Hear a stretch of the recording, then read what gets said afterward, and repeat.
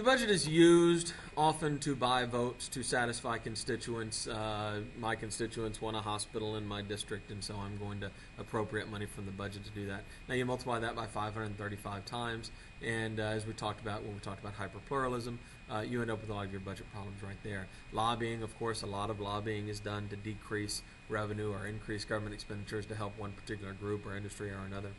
With many people and groups asking for government assistance, the budget gets bigger and bigger.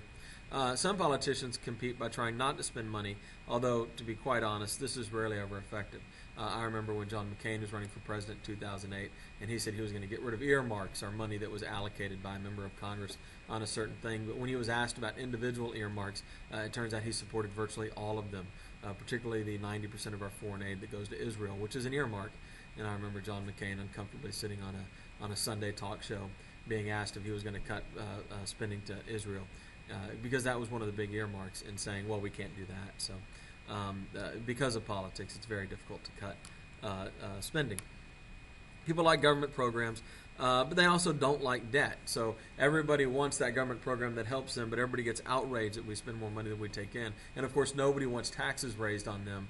And so basically what you have is a society where everybody wants, but nobody wants to give back. And that has caused our budget deficit to spiral out of control. Again, go back to those conversations on hyperpluralism. The budget is the scope of government. The bigger the government, the bigger the budget. Limits on taxes, of course, can limit what the government can do and create massive government deficits, giant debt, and ongoing economic, our budgetary problems anyway.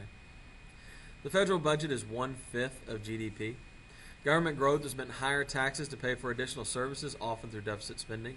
The budgetary process is complex, and the budget is used, some argue, to buy votes, leading to an ever-increasing government. Again, hyperpluralism.